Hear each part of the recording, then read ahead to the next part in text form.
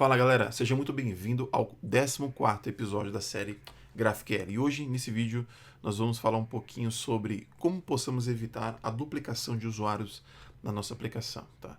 Sabemos que a base de dados ou uma API existente que nós possamos estar consultando já pode fazer essa tratativa. Tá? Mas, olhando aqui como desenvolvedores, né, nós possamos evitar esse tráfego, de ele bater lá na API e verificar, olha, esse cara já existe, e retornar o erro para nós e assim mostrar esse erro para o nosso cliente. Possamos fazer essa validação na nossa aplicação aqui no GraphQL e assim nós possamos evitar tráfegos desnecessários, tá bom?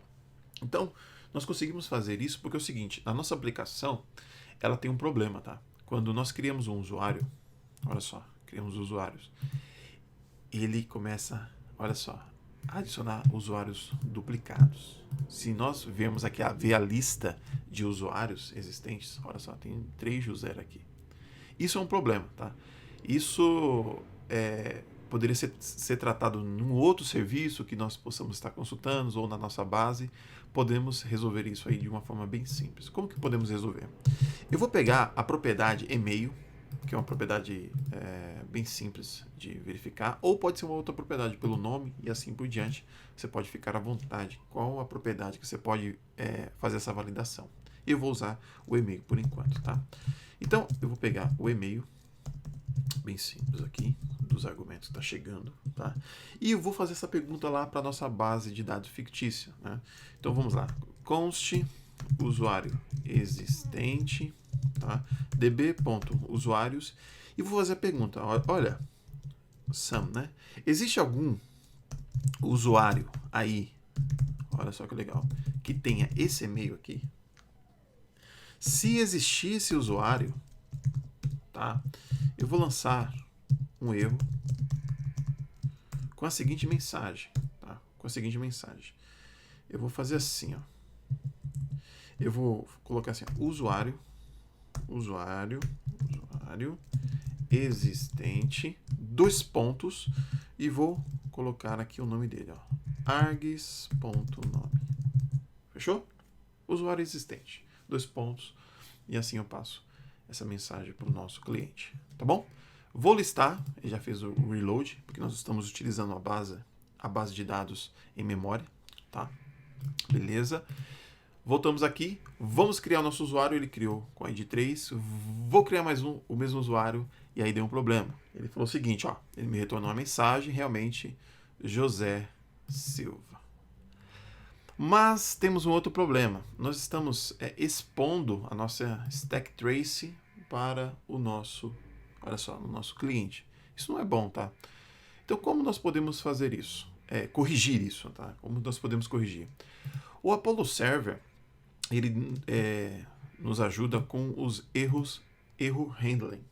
Então, existe uma série de formas de fazer essa tratativa ou formatar o nosso erro antes de enviar para o nosso cliente. Tá? Vou deixar na descrição para que você dê uma lida, tá, nessa documentação, que é muito boa. Então, uma forma muito boa, muito simples de entender.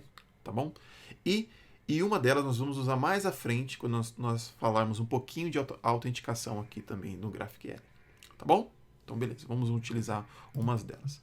Como nós podemos formatar antes de enviar para o nosso cliente? Olha só. Aqui no index, onde nós criamos o nosso servidor Apollo Server, nós podemos utilizar uma propriedade chamada format error. Tá?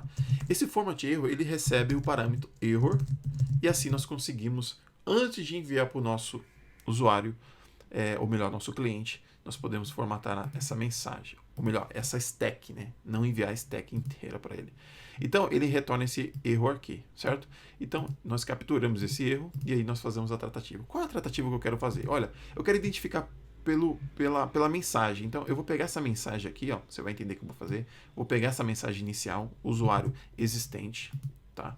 E eu vou fazer essa pergunta assim, ó, olha, error, ponto, message de erro, começa com isso aqui? Se começar com isso, eu quero que você retorne para mim um erro, eu vou englobar ele de novo no erro, olha só, e pegar o error.message.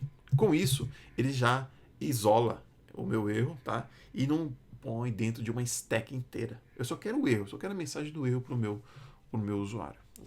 O usuário ou cliente, nesse caso, tá bom? Com isso, vou dar um refresh na minha aplicação. Vou tentar criar o usuário, conseguiu criar tranquilo, e vou enviar de novo o mesmo usuário. E olha só, eu já tenho somente a mensagem, tá? Esse data seria o retorno aqui da minha criação de usuário. Então ele veio nulo, tá?